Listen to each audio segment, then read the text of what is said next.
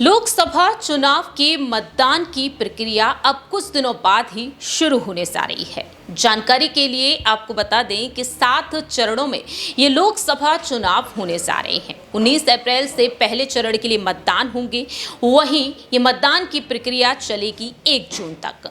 लेकिन इससे पहले देखा जा रहा है कि बीजेपी आलाकमान असमंजस की स्थिति में भी है। दरअसल उत्तर प्रदेश की कुछ लोकसभा सीटें हैं जहां पर अब तक बीजेपी ने उम्मीदवारों का ऐलान नहीं किया है। इन्हीं में से एक सीट है यहां पर कैसरगंज, और कैसरगंज से इस बार बीजेपी किसे उम्मीदवार बनाएगी, इस पर सभी की नजरें टिकी हुई हैं। नमस्कार, मैं प्रांशी राठौर और आप देख रहे हैं नेक्स्ट 9 न्यूज। दरअसल आपको बता दें कि कैसरगंज, जहां से सांसद हैं ब्रजभूषण शरण सिंह, जिस पर महिलाओं ने आरोप लगाया था यौन उत्पीड़न का, जिसके बाद से देखा गया कि ब्रजभूषण शरण सिंह को लेकर ये मांग उठती हुई नजर आई कि उसे बीजेपी से बाहर का रास्ता तक दिखा देना चाहिए। हालांकि ऐसा होता हुआ दिखाई नहीं दिया है।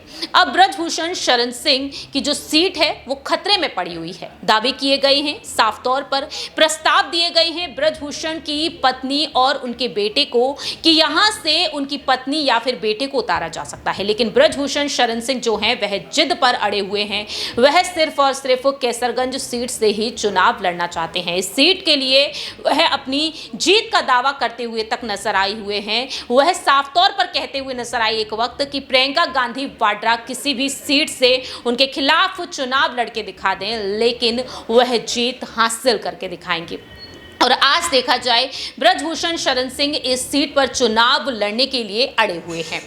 दरअसल आपको बता दें कि 10 अप्रैल से पहले बीजेपी अब उत्तर प्रदेश में अपने हिस्से की बची हुई 12 सीटों पर उम्मीदवारों का ऐलान कर सकती है, और ऐसे में प्रदेश इकाई ने इन सीटों से संबंधित रिपोर्ट पार्टी नेतृत्व को सौंप दी है।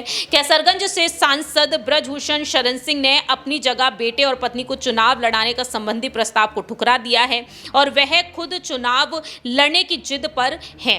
ऐसे में केंद्रीय नेतृत्व इस संबंध में अंतिम फैसला लेगा। 12 में से 9 सीटों पर बीते चुनाव में भाजपा को जीत हासिल हुई।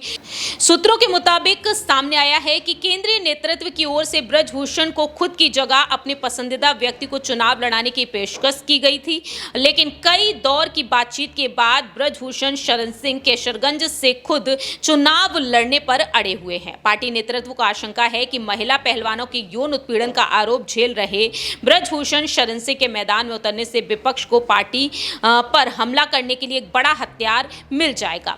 और ऐसे में देखा जा रहा है कि ब्रजभूषण के बदले यहां पर उनकी पत्नी और बेटे को उम्मीदवार बनाने का प्रस्ताव दिया गया, लेकिन ब्रजभूषण ने वह ठुकरा दिया।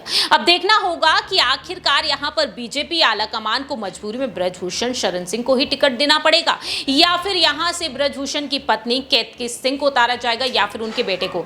देखना होगा कि आखिरकार बीजेपी जो कई दिग्गज नेताओं के टिकट काट चुकी है, आखिरकार ब्रजभूषण का टिकट यहां से कट जाएगा या फिर ब्रजभूषण शरण सिंह को ही यहां से टिकट मिलेगा। यह देखना काफी ज्यादा अहम हो चुका है।